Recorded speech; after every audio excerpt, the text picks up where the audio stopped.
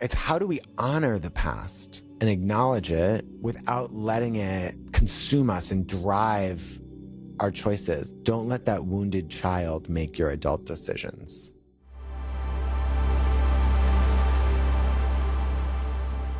Hello and welcome to the Sutra Squad podcast, brought to you by One Deep Breath. My name is Seth Barron. It is such a tremendous joy to be with you today. And I've got our Sutra Squad superstars, Sarah Page Hall. Good morning, afternoon, or evening. And Sally Moore. Hello. Hi.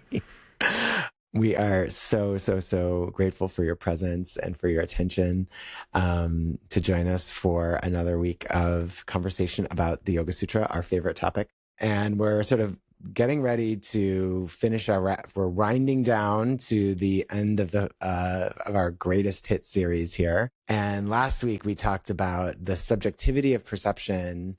And this week we're going to talk about a sort of like, I don't know, almost like a little warning that we get toward the end of toward the end of the text around our past impressions. So much to discuss. But first, Sally, tell us a word that describes how you feel right now.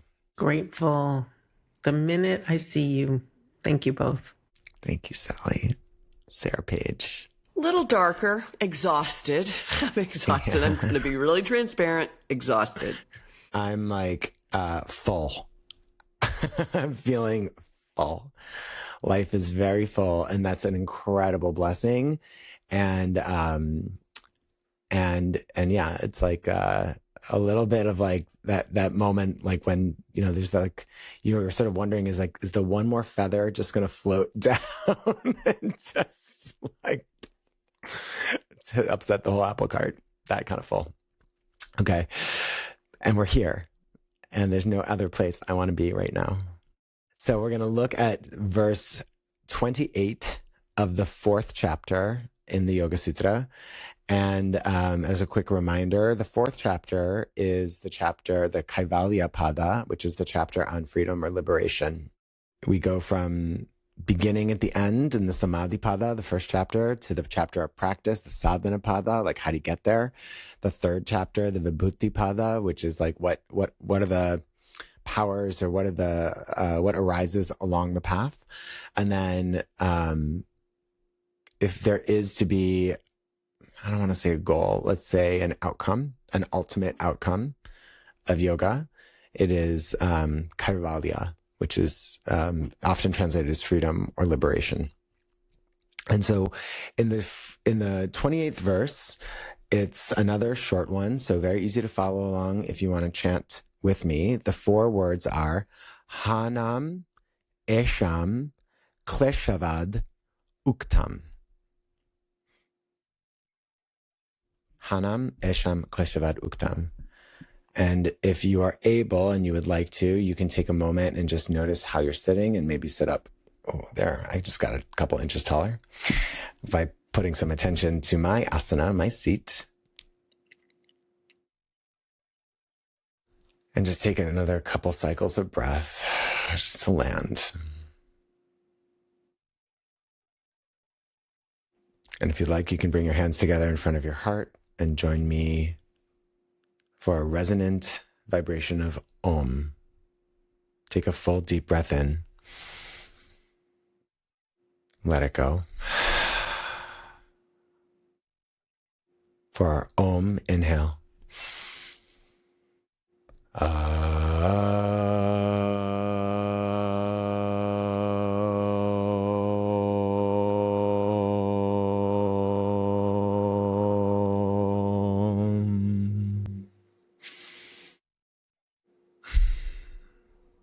Chanting verse 428. Hanam esham kleshavad uktam. Hanam esham kleshavad uktam. Hanam esham kleshavad uktam.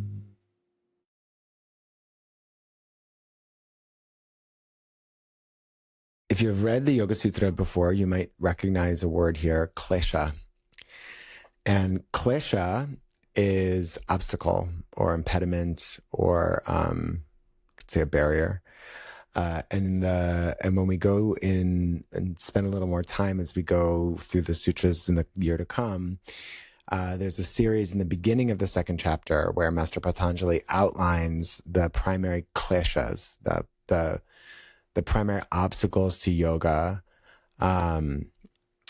avidya, asmita, raga, dvesha, abhinavesha, which are the five, ignorance or misunderstanding or misknowing, I amness or egoism, pleasure, pain, and abhinavesha, the clinging to life, as these sort of ultimate or essential obstacles. And so as we've gone now we're close to the end of the fourth chapter, we get this sort of admonition, and it has to do with the klesha of past impressions. So the verse before, I'm going to read translations from Sri Swami Satchidananda. Verse 27 is translated that distracting thoughts may arise due to past impressions. And then this verse, he translates this: they can be removed as in the case of obstacles explained before. So or the ending of these, this is from the American Sanskrit workbook, the American Sanskrit Institute workbook, excuse me. The ending of these, samskara, is achieved as described for the klesha root causes of pain, that is by pratiprasava, non-activation, or by the same path of the resolution of these kleshas. And then Master Iyengar, in Light on the Yoga Sutras of Patanjali, gives us this: in the same way as the sadhaka, the student, strives to be free from afflictions, the yogi must handle these latent impressions judiciously to extinguish them.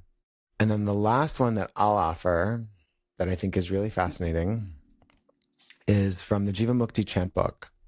And as is the case often, the co-founder of Jivamukti Yoga, Sharon Gannon, gives an artistic and somewhat poetic interpretation here that I find really quite powerful.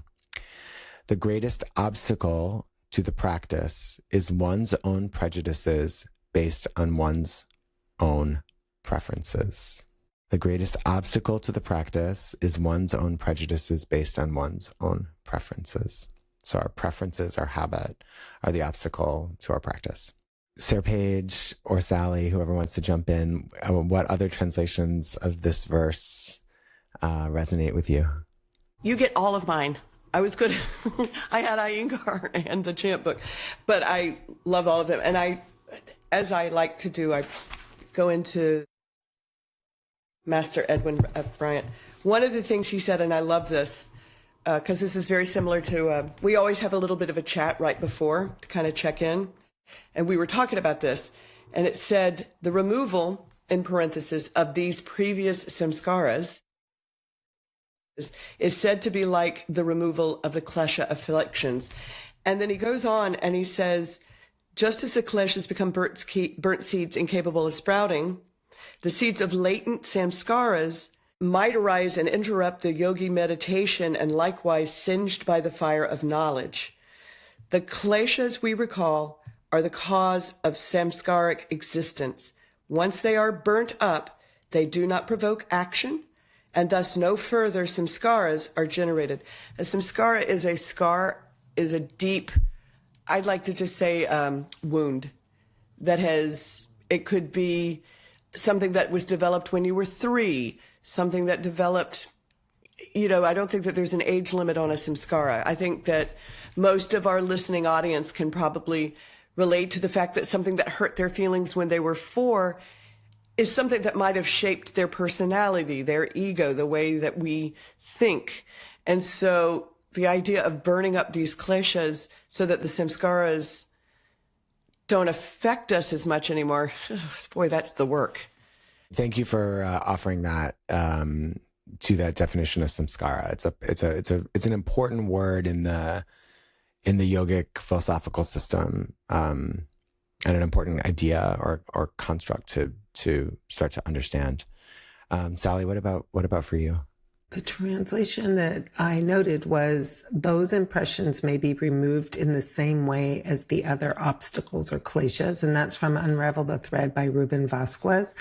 And I did this similar to what you did earlier, is I looked back one sutra. And I really liked the translation of the sutra before by the same, from Unravel the Thread. And it said, some latent impressions may still generate internal activity. And I love that, like, some latent impressions may generate internal activity. Yeah.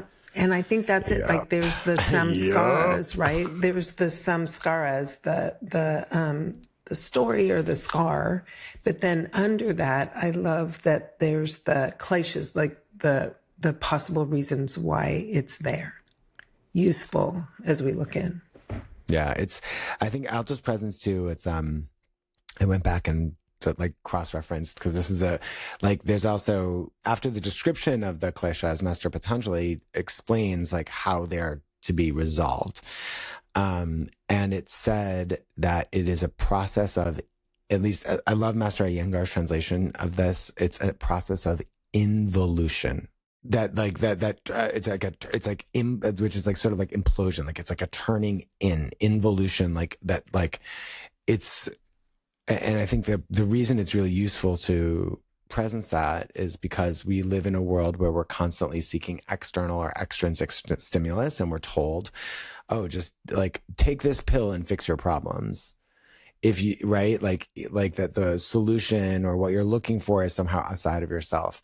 It's the I'll be happy when myth too. Like, oh, well, when this external thing comes, then everything will be okay, or I'll be happy. Which like, if you've ever actually done that to yourself, and we all do.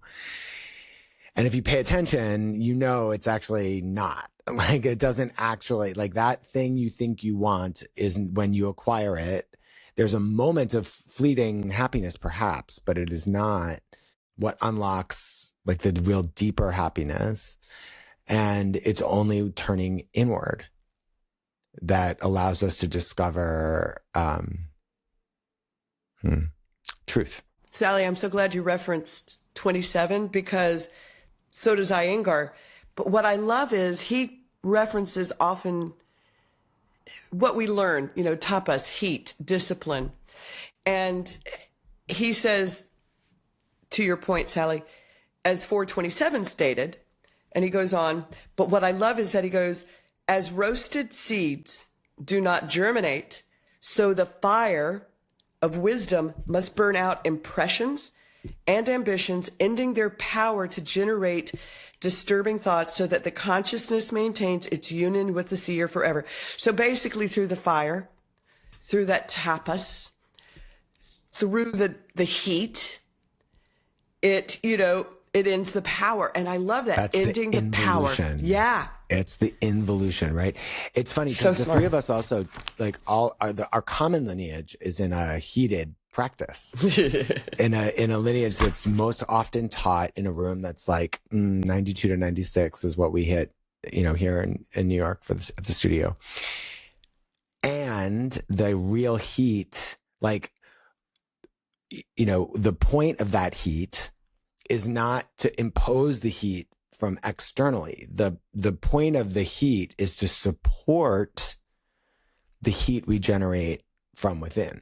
I mean, I've been in a room and there's no tapas, and like I barely break a sweat. And I've been in a room the same temperature and made a puddle on my mat. And that is from the tapas, the heat or the friction, again, that I generate, as opposed to just walking into a hot room and thinking that'll fix it. Oh, that'll fix it. And there's this sort of thing like, we do that like until we finally get to a point where it just doesn't work. Sometimes it takes some exhaustion. Sometimes it takes like just a complete and total fail. And sometimes we're able to notice as the sort of arising of these latent or past impressions. And to me, I think that's like one of the biggest, most critical first steps in this journey is like, how do you even notice the presence of those samskaras? How do you notice when those past impressions arises? Because it doesn't always show up of like, oh, that's just like what my ex-husband used to say. And so therefore I'm taking this like that. And now I'm having this moment of like feeling that echo, right? If it was that easy, but it's not that easy. So I don't, either one of you can jump in. Like, what is that sense of like, how do you notice those samskara or the presence of those past and latent impressions? Do you mean like when do they come up? Like, how do you like? Yeah, how do you notice them? Like, is it in a specific set of circumstances? Is it? Oh, I love that question.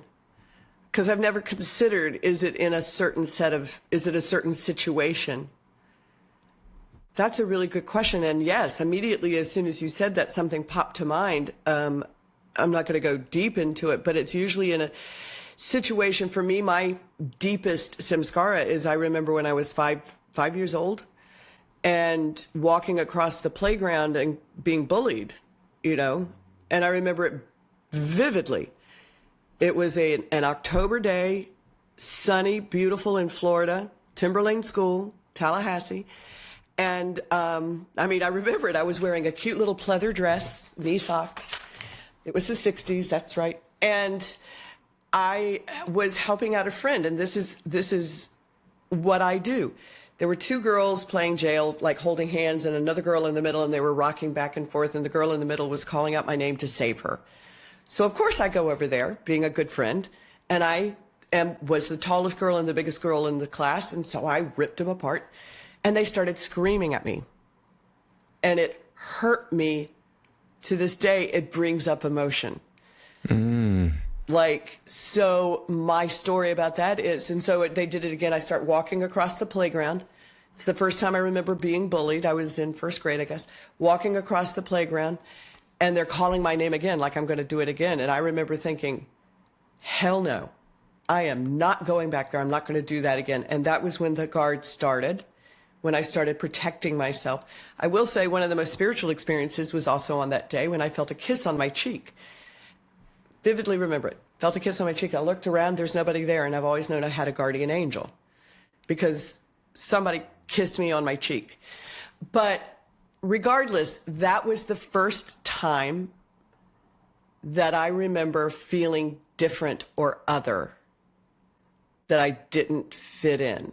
And that is my deepest samskara, that I don't fit in, that I am different, that there is something other about me. Either because I am too much, I'm not enough, I've got big hair, my hair is pulled back, whatever it is, there is something, quotation, not right about me. And I'll never forget it. That is my deepest samskara. So when it comes up for me,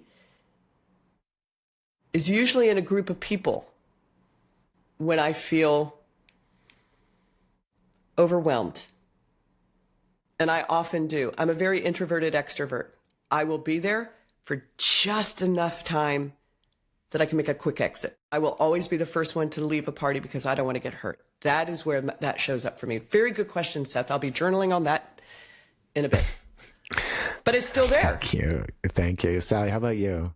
Well, I would say that it usually starts for me, excuse me, as a thought or a feeling of being unwanted, similar to what Sarah Page was describing. But I feel like this thought or feeling comes to my body. But sometimes in the moment, like I catch the thought or feeling and I can create a little distance to discern. And sometimes this trigger happens so fast that I am somewhere else in the middle of this moment, whatever it is, I realized that a trigger on repeat comes from the stories of being unwanted, unlovable, alone in the world. I was thinking as we were talking a few minutes ago, was I'm thinking about being, I don't know why this came to mind, being in an art gallery. And when the glaciers, when I can keep them like on the wall, because I don't think we're trying to shut anything out, but if I can keep them on the wall and I'm looking at them from a distance, as a gallery is often set up, I have space for discernment. It's about the space for me. But once in a while, it's like someone threw paint on me and I am them. And so what I'm noticing is when I do finally catch the feeling or the story whirling around, this is something that I need to tend to and lovingly set free. Like can I create distance, not shut it out, but like, can I have these painting? Because I feel the freedom in my body when I consider paintings on a wall. And, we can have different feelings about different paintings, but can we keep our attention over there versus being doused with paint in the middle of it? Or like it feels like getting pulled into the painting as opposed to looking at the painting. Yeah. So this just, it's funny. I hadn't even thought of this, and this just happened last week. So it's like a week ago Saturday. I was in the locker room after class at a studio. Men's locker rooms at yoga studios are always small. This is a fact. So all you ladies out there, if you're wondering, it's like half the size. I've worked at studios long enough to have been inside women's locker rooms, and I'm like, it's like you could like put a couch in here. Like we're all like trying to okay. Anyway, so it's small. It's a small space, and somebody asked one guy asked another guy, and it's a very friendly vibe. This is a class, it's a super packed Saturday morning class and a lot of regulars, and a lot of us know each other and have known each other for a long time. This is a class, I've practiced with this teacher for 10 years in January. So one guy asked another guy if he was going to shower after class. It was sweaty, and he was like, no. And then he says, I'm a real man. And he was like, I said, it wasn't said to me, and I couldn't help it. My big fat mouth, I just said, excuse me? And it's like, he said something and I said, come over here and I'll show you what a real man is, honey. Okay? And I said it just like that, very loud. And he says oh, I'm just joking. I said, I know what I heard, and I'll show you something if you, and it's like, and I clapped back and I didn't let it go. And he was like, oh, and I heard him. And then I walked, took 2 steps to get into the shower stall that was open. And he said something like, oh, Seth, take a joke or something. And I was like, yeah, we're all joking until we're not. It was activating right now. If I'm really honest, did I probably clap back a little bit more strong than was necessary in the moment? I'm sure. And there's a part of me that actually was like, well, did that make him uncomfortable? And then my part of me says okay, well, maybe you should be uncomfortable. I've been uncomfortable a lot in these spaces, and I don't have a lot of space for language that could make other people uncomfortable. And then I kept chewing on it. And I was like, why am I chewing on this? This is a stupid, inartful, and I do think kind of heterosexist and heteronormative and a little hypermasculine commentary, even though it was said in jest and playfully. There's always truth at the root of humor. And I thought about what was activated for me, right? And it was that sense that locker rooms were not a safe place for this little queer kid at all. Not at all. I did not like sports. I did not like the way other boys were around sports. I knew it was not for me. Even way before I could put words to what that felt like. So what activated in that moment was a real fear of is this safe? And when I thought about like the fact that like it is both true that I probably overreacted a little bit, and am I okay if he was made a little uncomfortable? Both of the answers to that is yes. And if I had the chance and if I see him again and he'd be open to it, I'd totally love to sit down with him and unpack it a little and say like, look, first of all, like I did clap back a little stronger than was necessary. And I know that you don't intend to oppress or like, I don't believe that that's your intention in the least. And if you're open to hearing it, like, I'd love to share with you a little bit about what was going on for my reaction, so that when you're in other spaces, you might be a little bit more judicious, or like you might be just aware of how that lands, right? Because the practice then, and this is, Sally, to your point about like looking at the gallery versus like getting pulled in, can we shorten that cycle and cultivate the discernment that what was is not what is, right? Like no one, I don't believe anyone, there were gay and straight people, and like I don't think any of the men in that room had any desire to make anyone else not feel safe, comfortable, or welcome in that moment, right? And I still had this like instinctive reaction to like protect myself. And now like, whereas like the childhood me would have just like quietly like looked to skulk away, in this moment, I was like, no, not in my house. And I felt the need to like assert myself. And it's that, but like I got pulled into the painting, right? Like I got like stirred up in it. Well, is there a gift in, I'm not sure if you said what age your 8-year-old or whatever age person felt like that in a locker room. Like, is there some beauty in us being willing to have conversations like this new person, I don't know, in their 30s or 40s, I'll make up a story, can bring back this situation in a way that actually there can be some healing around it? Yeah. Well, It's there's like a whole really load of therapy around that. Yeah, there is. Yep. There really and is. that's like a lot of therapy, like IFS deals with that. A lot of like somatic experiencing kind of work deals with that from a more like physiological place. And like none of us are therapists, and so we're not having. And this isn't a therapy podcast; it's a Yoga Sutra podcast, right? Right. But the principle is like highly useful for our own consideration here around, one of the ways I knew that like that past impression was activated, because I felt my face flush and I felt my heart like beating in my throat.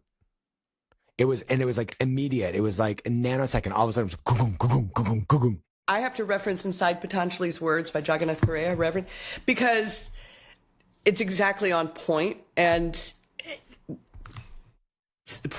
I needed this today. He says these subconscious impressions, samskaras, can be removed the same way as was described for the root causes of suffering. And I think that we forget it is the root. Involution. The root. It's the seed. The seed. kleshas. But what he says, to your point, Sally, like how can we go back? His prescription is meditation, which some people think, we throw it away. No, I mean, I think that you just referenced that a little bit, right? We sit down with it. We get clear about it. We don't gloss over it. But here it is, tracing them back to their root cause. 5-year-old self on the playground, whatever. And this is what I love. Little gay boy in the locker room. Little gay boy in the locker room. Uninterrupted discriminative discernment, uninterrupted meditation, discriminative, tracing them back, discernment. And where there is, and something we were talking about pre-class, was how often we say that we are sorry for things. Like, Seth, I was so impressed by what you just said. Sitting down with that person, you never once said, I would apologize to that person. You would want to have a clearing. You would want to maybe say, I maybe overreacted. Yeah, like I want to unpack it. I don't know if I really feel the Are need you sorry to about apologize. Like, I am that girl. That is the first thing, and it probably harkens back to that very early samskara. I'm so sorry that I broke you out of jail. I'm sorry that I hurt, I sneezed and you apologized. Oh yeah, I did. I still do. Like right before we started recording. I'm sorry. Somebody passes gas. Oh, I'm so sorry. Are you okay? That is That I'm is saying that playfully with I know, nothing and I but love love you. and affection.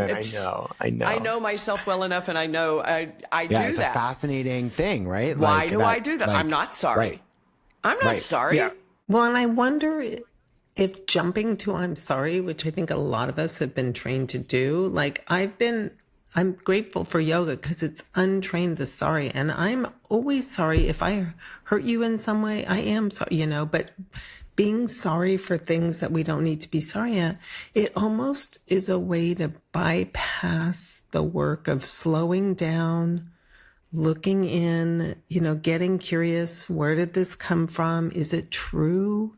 Like, it's funny the shortcuts we think we're, or how I keep myself out of this inquiry. It's easier to just go, sorry. Yeah. But it's not. Let me just make it okay. But it's not Let me just make it easier. okay. But Let me it's fix not. it. Let me fix it. Yeah, let me fix it. Well, Let me fix it. I have recently, and I know that this is a new thing, but it's been very detrimental to me, is people ghosting. And instead of having that, I'm sorry, but it is I'm going to say it. It is a cowardly way to avoid conflict, where there doesn't have to be conflict. There may need to be a conversation. The repair, as you have referenced before, Seth, comes in the conversation and in the difficult conversations. This difficult conversation in the sutra is with yourself. Yeah, that's it. Okay, I don't need to have that with anybody else. I might need to get clear, and I will go to people that I trust deeply, like you, like Seth, like Sally. I will go, okay, am I on the right path? Is this the way, am I askew? Am I discerning correctly? Am I on the right path? Usually that's what I'll ask, Seth or Sally. I will say, am I on the right path? And because I don't want to veer off to taking accountability for what I don't need to be accountable for, to make it better, to make it go isn't away. It funny? Right. It's like, and when one of these moments arises, I think for a long time I used to be, and I think a habit I had was like the reliving it and the rehashing it and the reliving it and the sort of like letting it run over and over and over on a loop in my mind. And then like analyzing like how I should have responded and didn't do this. And like, so like there's a part of me that, again, maybe 5 years ago, I don't know, like that Seth would have like seen that moment in the locker room and then felt badly that I clapped back at that guy and like been in a loop of like how, a loop of like wrongness that, that like, that maybe I overreacted and maybe I made him feel something that I did and just off in the spin of it. And obviously like I've given it thought because I'm talking about it. And I noticed that too. Like another tell is like when I'm in if I'm like really rehashing an experience, I think now I've sort of like that discriminative discernment is like now I have a little bit more curiosity as to what's underneath it. Like, you're really like playing that one again, playing the hits. Like what's going on there? As opposed to just like the constant reactivation and reactivation and reactivation. And then thinking, and I guess here's the thing, right? I used to think like, I need to like vent this to somebody and have someone to tell me I'm right. Like again, maybe 5-10 years ago, I would have walked out of the studio and called either one of you and just like, can you believe what this guy said? And da da da da da. And I would have like recruited you into my rightness. And we would have validated your rightness. Yeah, exactly.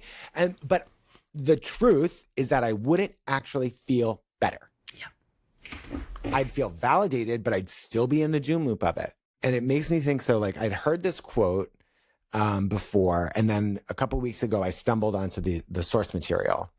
So Ram Dass, the amazing modern spiritual master and teacher, I'd seen this quote, and I'm going to paraphrase it because his actual words are like his own, and they're so beautiful. And like, and if you ever need more podcasts, please continue to listen to the Sutras podcast, like and subscribe. The Live Surf Foundation which is the sort of the organization dedicated to continuing and continuing to publish and share the teachings of Ram Dass, born Richard Alpert, and then took on a spiritual journey, publishes his whole catalog of lectures that they have recorded. And if there are hundreds of hours of talks given by Ram Dass, anywhere from like the 70s all the way into the 90s, all the way so this was a talk that he gave, and he said it like as an aside. He said, by the way, and he was giving an address to a room of psychiatrists, and he's a former psychiatrist. He says, never have I resolved a single one of my neuroses. After all of my years of meditation, of yoga, of psychedelics, of training, of analysis, he was a Freudian when in his academic training. After all of my years, and he lists off all the things that he's done. After all of my years of all of these things, never have I resolved a single one of my neuroses. But instead of them arriving as demons that hijack me, now I just see them as a little shmoo who I can invite in for tea. And he literally is like, oh, hello, sexual perversity. Come on in. And it's, and like what I love so much, I mean, I'm a big fan. And part of what I love about it is, and he actually talks about this in this talk, or maybe, I think it's the same talk. He's so human. And he talks about how ironic it is that like he's gone on this like literally lifelong quest to be more spiritual. And the reason that people and what people so often reflect to him is that he's so human. And there's something so human about just acknowledging like those samskaras, those past impressions, those neuroses. With humor. Like, right. And with he uses softness. humor with softness. And he just says, that's just a little shmoo. In that same, I listen to a lot of these kinds of things when I'm driving to and from Metuchen to work. But it's better than your murder podcast. I do love a murder. You outed me. I love a murder podcast. Full discretion. I'm sorry. It was like halfway out of my mouth. You had to say it. It's all good. I make fun of you. I make fun of Sarah Page for the murder podcast. A lot. It's very Good. It's very Tomasic. It's very Tomasic.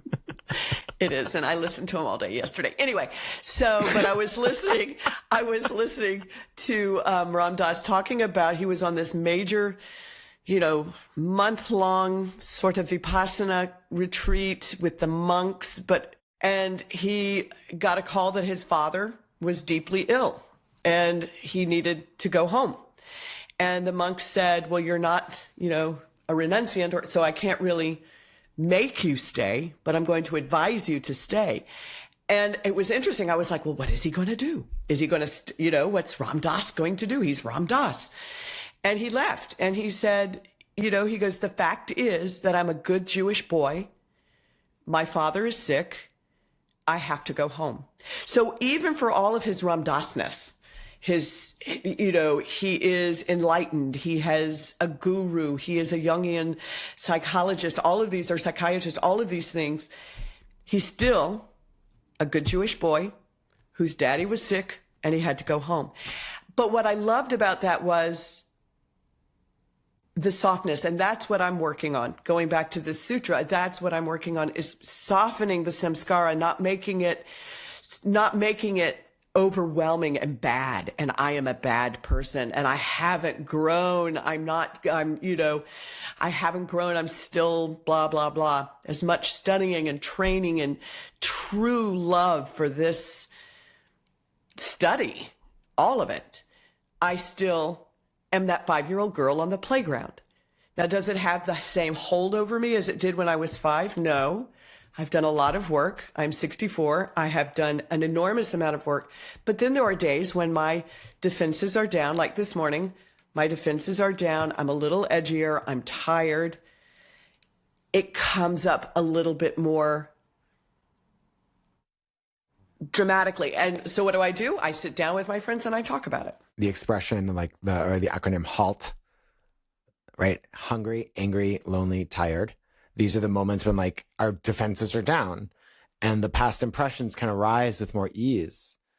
So like there's this question too, which is I don't think it's useful to use the framing like getting over it.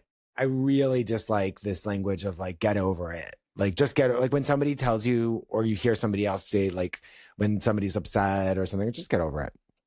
Because Or that's like your ego, you know. this is because this is also where it gets like how we start to again cultivate the discernment between like the toxicity of accountability. I'm going to call that the toxicity of accountability, because there's the toxic like the toxic or the really self-inflicted harm version is the over assumption of accountability, as in I'm responsible for what that other person did. That's the constant apologizing, as if somehow it's always your responsibility to make it okay for other people. And that like when that person says something mean to me, or like the toxicity in my little example is like, I would like how wrong I was to make that guy uncomfortable or whatever. Or over accountability. Right, over accountability, as opposed to saying like, no, I am accountable for the fact that like I clap back and probably a little hard. It's how do we honor the past and acknowledge it without letting it consume us and drive our choices. Like I actually heard this from a drag queen on an episode of RuPaul's Drag Race once, which I loved. I love this turn of phrase. Don't let that wounded child make your adult decisions. That was my wounded child making an adult decision in that moment of like, let me show you what a real man is. Oh, I love love that this whole scenario took place immediately following a yoga class. I know. It's just yoga's everywhere. Because like it is. And it's amazing at how fast these things, like it's a flash. Like Sally, you were talking before so beautifully about, how in your ancestral lineage is like, a lot of trauma, and there's a way of like being aware of it and honoring it without letting it tell you who you are now. Yeah, it's funny. I think for me that what I'm really coming to is consciously building time in my day, in my life, to stop doing and be. And I think that's what this practices are like. And then there's times to me when there's a quick, a reaction versus a response. And then maybe those are the moments where it's like, okay, step back, take a breath. Like there's something here. And I love this, like get curious. Where did this come from? And is it true today? And I feel like sometimes what I'm discovering about myself, I think earlier I was sharing with the divorce, like I put things a lot on my divorce, and I thought I'd kind of work through most of that because here we are, divorcees, learning the lessons. Yeah. But it's interesting because what I think I've discovered, and I don't know, the gallery thing is really working for me. It's like there are rooms in my gallery where I can hang up my past as a way to just look and understand myself better, but not define myself or box myself. And then there's actually things that I've it's almost like if you're at a gallery and it hasn't been unveiled yet, and there's a sheet over the painting, and can I just pull the veil down a little bit and look at this? And for me, often it requires some compassion toward the younger person living inside of me that was told the opposite. Keep doing, stop being, just keep doing, keep doing. Do something. Yeah. And I'm like, can I pause and say, hey, you younger me, I see all that doing you were doing, and you're safe here. You can be. And then suddenly I can take the heavy veil off the painting, and they become paintings of my life, all different types, like violent and calm and beautiful and ugly. And it's simply a gallery of my life. Like that's what I'm really discovering through this. I'm sitting here with my hand in my heart because that really just landed very powerfully for me. That moment of just like, hey, little Seth, you're safe. That's the word that keeps coming up, safe. The samskaras rear their heads for me when I feel unsafe. I often feel unsafe, which is interesting because I was an actor for many years. I performed in front of lots and lots of people, but I'm never comfortable in a crowd, not really. And because I was never made to feel truly safe. I was different. I was other. I was too this, too that, too fat, too loud, too this, too that, everything. And I don't feel safe. Consequently, if I go to a party, I will be the first one to leave. Inevitably. So I don't make a mistake. It's a bypass of sorts. So that I'm not too much. I'm not too this. I'm not too that. Or I don't feel like I don't fit in. I don't belong. I'm not right. I need to leave. And that's what I do. I did not go to our staff party this year because I would rather have taught. I'm not a very good bowler, but at the very bottom of it, I have actually bounced a bowling ball and from one lane to another. It's a special skill. And every time. I'm the worst. Anyway, time. I remember the bowling guy said, I don't know that I've ever seen that. And I'm like, that's all I need to hear. When the bowling man says, I don't know, he's like 108 years old and has been bowling since, but it's the truth. So I was able to say, well, I don't really like bowling and I would rather teach, I think, but the bottom of it really was and is, I don't feel comfortable. I don't know where I would sit. I'm not sure. And that's ridiculous because I have a lot of friends at the studio. I would have been fine. But the story, the samskara is you're 5 years old. You don't fit in. Just do what's comfortable. Do the thing And Sarah Page, interesting. It's so interesting for me to hear you see that because I see you as outgoing and vivacious. And so that's this interesting thing is like I see you as the life of the party. And so this is like a really important part of it too, is what we see might not be the truth. We just need to be careful we need to be kind to people, not nice. Kind. It comes back to kindness. Yeah. Well, I mean, that's the real involution, right? That's the turning because it's that moment of like the turning. It's like, again, it's the difference between calling somebody to like validate your rightness and vent versus calling in, turning in with the curiosity of like, ooh,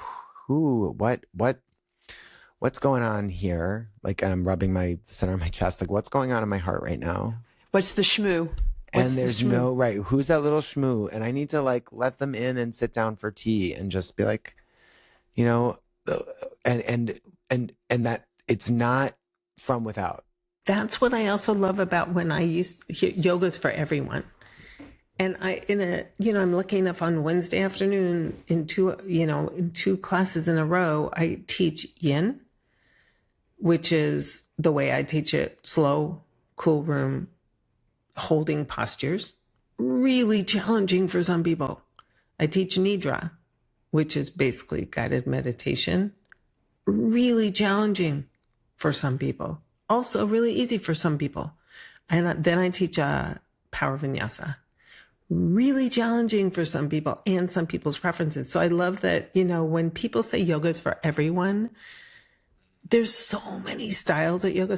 I was at an event last night and someone was talking about a style I hadn't even learned about, like that I want to look up. But when people say yoga is for everyone, this is for everyone. But that's what I was about to say, Sally, is that this is also yoga. What we're doing here right now. This is capital yoga. Y yoga for me. And so now I get when people, because sometimes I thought, someone walks into my class the power of vinyasa, and they're like, my doctor sent me here. You know, I have a high blood pressure. I haven't, you know, I have a like I'm in a tough physical state. I'm in a tough mental. And inside I'm like, take care of yourself. Do you, we'll move through, you know, yes, you're welcome here. But the yoga for everyone, this study is for everyone. And then when you're in this study, you can go into any yoga practice and do you. Well, true. I think it holds true because we've done this 5 years. This is our fifth time going through it together. Together. And it's so much yummier now. It is so much, because I am not even in resentment. Yeah, it's not easier, but it's like richer. It's so much yummier. It's so much richer. It's so much deeper. Yeah. And I'm not even remotely. 5 years ago, I was still in a really difficult relationship, living in Ocean Grove, New Jersey, in a lovely home, and absolutely bereft. I don't resemble that woman anymore. I don't even resemble her. I would never go back. And it's been through, I mean, like I said, I think when we first started this up, I quit my job to do this study, my capital J job, which wasn't much of a J job. Let's just be clear. But it was like, it was during COVID. We were all together. We barely knew each other. But through this practice of deep internal excavation and introspection, I'm still, you know, and what I love about it too is that we are all different ages, we are of a similar generation, but we're all very different ages, that this is for everybody, regardless. Yeah, I mean, it's the lotus with the infinite petals that, like, the more we tend to it, the more it just continues to open and unfold. And that's Om Mani Padme Hum. The jewel is in the lotus, right? And it is unapologetic. Yeah. That's one of the things I love about it. It isn't bypass. No. And that's why I become very emotional in these studies, because, you know, especially going through the samskaras, going through the different times, looking at the kleshas, because the kleshas change, looking at the yamas and the niyamas, looking at those and going, oh, ahimsa. Okay. Where is ignorance in my life right now? Where am I finding, is this ahimsic? Holding myself. Let's pause on that, because we're going to have, because we could go down that whole rabbit hole. Yeah, but I know. I could probably wrap up this episode. It's so good. It is good. I love you guys. Good. Thank you so much. I know, it's so, and there's like, there's the way I think this goes, and then there's like what actually happens. And it's always so, it's part of the magic that, like, you know, I didn't intend to tell that little locker room story. I didn't think about it, and then all of it, but like, it's just such a, and what I'm left with always is is more depth and more, more richness. So every week we wrap up, we start with a suggested inquiry, that we offer to you, our dear listeners, as a way to just continue your study, continue your curiosity. And could be something you journal. It could just be something you think about. It could be, you know, it's for you to use in whatever way is most attractive, so to say, to your mind, like what resonates. So, Sarah Page, what's an inquiry based on this study for the week? I might actually have two.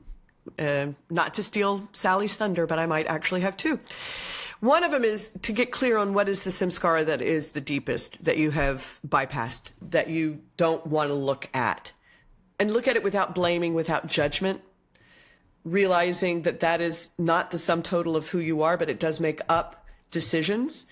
And the other one is, like Ram Dass, moment of silence. Ram Dass, what is the shmoo that keeps coming up? And I guess it goes to the samskara. What is the shmoo that keeps coming up and rearing its ugly head? And can you look at it and say, okay, sit down. Let's have some tea. It's the same thing. It's the same inquiry. What is that? And be gentle, be kind. Yeah. Sally, how about you? So I have, what parts of me need loving kindness and some focused time? And then I just thought, like, do I need time to be still? Do I need professional support? Do I need a friend? Do I need my journal? And where in my life am I doing to avoid being? Or can I accept myself and my life as it is and as it is not? Which I think I use that inquiry every time. Yeah, I love that. Love that. I'm just gonna offer. I mean, this is so beautiful. I'm gonna offer just like, could you see the past impression as oh, sorry, what's arising for me in this moment is I just made a point of connection that like I once in a session with my therapist talked about like my negative self-talk as like a demon I try to keep like in a cage in a dark corner because I'm terrified that if I let him out, he would just like wreak havoc. And that's like mean Seth. And what I'm sitting with in this moment is that what if like the intention of that demon is actually like for my own protection. Like, right. If like, there's a reason I've cultivated that in my own mind, there's a reason. And some of it, and then this is, again, I'll be really clear. It's like, this is where I don't want to get into that sort of like toxic accountability as in like it's mine. It's a creation of my own mind. And sometimes that happens from like things that we've chosen. And sometimes that happens because like bad things happen to good people. Okay. So I just want to be super clear on that. But every single one of us has some past pain and hurt. Like the Jung turn of phrase is what we resist persists. And so how could I, or where could I just like be an anthropologist of my own mind and just observe? And if it feels safe, what like where could I actually invite it in? And say like, you know, teach me, or here, have a cup of tea, and do something nurturing to that chaos goblin. You know, you just made me without think. letting it like hijack me, but to say like, how sad, like what's going on? There's a real sadness underneath that like awful voice of telling myself I'm fat, ugly, stupid, lazy, and all of these things, and that people are going to think I'm a fraud, and that nobody really likes me, and that I'll never be in love again, and like, how could I give you a hug? I spend my time with young people, and I do a lot of reading of these books, and I just thought of Beauty and the Beast, like when you were talking about the demon. And I was like, could we be gentle with our demons? You know what I mean? Like the beast wasn't a bad I've tried the not person. gentle. I mean, I've tried the like, and it has not worked yet. 47 years later. No, because we become fiercer. The exactly. demon becomes fiercer. Exactly. It's like, it just, we're giving it that energy only is like actually fuel to that fire. And the different energy of like, how could I fall in love with that? Like let myself really fall in love with that as something that, is deserving of love and attention and nurturing. Oh, Yeah. I've got some good material to talk to somebody about this. Yeah, really. Teaching tip. You know what? Can I share? Because I also, in reading books for children that adults like too, and I think it was also a movie, but I recently read my grandson the book Wonder, and I'm not going to be able to, it also was a movie. It's by R.J. Palacio. And at some point, the book said, and I have it written in the front of my teaching book, and the statement said, we are all wonders. If we look with kindness, we will find wonder. And it's about a young boy with a facial deformity maybe, and people being really afraid and mean. And it really stuck. If we look with wonder, if we look with kindness, we will find the wonder in each and every one of us. And so the teaching tip I have to go with that was, can we commit to being in the practice, the physical practice, or our lives, looking with kindness, kindness for the breath, kindness in the posture, kindness to yourself, kindness to each other, and through kindness will we discover wonder all around. My teaching tip is going to be bringing it back to the basics, bringing it back to the ABCs, bringing it back to the things that, instead of making everything so, to making everything so, hard, because we all three teach in a heated practice. A lot of stira. There's a lot of stira in the ether right now in the world. Yeah, there is. And we need. Where's the ease? Where's the sukha? But for me personally, like this week, I'm going to be teaching to bandhas, the energy locks, and all of them. I'm not going to specifically unless I feel in the energy of the room. And that's another thing. Read the energy of the room. Really get clear about the energy of the room. But, there are 5 major bandhas that make up the Mahabandha. There's tons of bandhas in the body, energy locks. But what I want you to think about, or what I am going to think about, is where are you holding energy? Unnecessary energy that does not help you. And without judgment, because I am very hard on myself, without making yourself wrong, go, oh, wow, okay, I'm really tense in my wrists. What's going on there? And why am I pressing so hard in my hand? Okay, ease up. And then notice how that goes off of the mat, because everything you do on the mat is really just ready for you to do off of the mat. So where are you holding energy in your body on your mat? And then notice where that shows up as either rightness or the samskara starts, an activation, a trigger, maybe telling somebody off in the locker room. Where is that energy coming from? Because it's coming from somewhere. Don't make yourself wrong, because it's not wrong. But just, it's interesting. It's just sort of an inquiry. Oh, okay. But it all starts on your mat. Yeah, I'll just give, as a teacher, drop what you know and listen. It's one of the most powerful tenets of our shared lineage of the Baptiste methodology. Drop what you know and listen.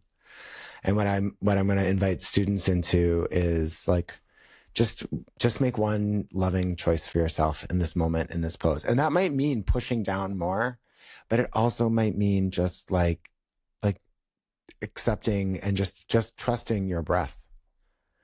And that's and I don't know what it is for you, except that I just want to invite you into considering you could make a choice that is loving and kind to nurture yourself in this one moment right now for just this one breath. And then we'll do the next one and the next one and the next one at a time. Yeah. Woo. Is sort of my inner monologue in a lot of ways, is in I just have so much to process, but I'm just going to take a moment and process a massive amount of gratitude to my happy solstice, my ride or die Sutra Squad. Yeah, we're recording this on the winter solstice, which is we're actually already past it. So days are getting longer. Summer's coming. Summer's coming. It's happening. It will happen. And by the grace of the divine presence, we will all be together to see it. But for right now, I just want to say thank you to Sally. Thank you. And thank you, Sarah Page. Thank you. I love you so much, and both of you. And thank you to every single person listening. If you found any benefit of this content, please consider liking, subscribing, and leaving a review. And please consider sharing it with someone who might resonate with anything you've heard today. It's a real privilege to be of service to you. And we'll be back next week. Have a beautiful, beautiful day. And thank you so much, everyone.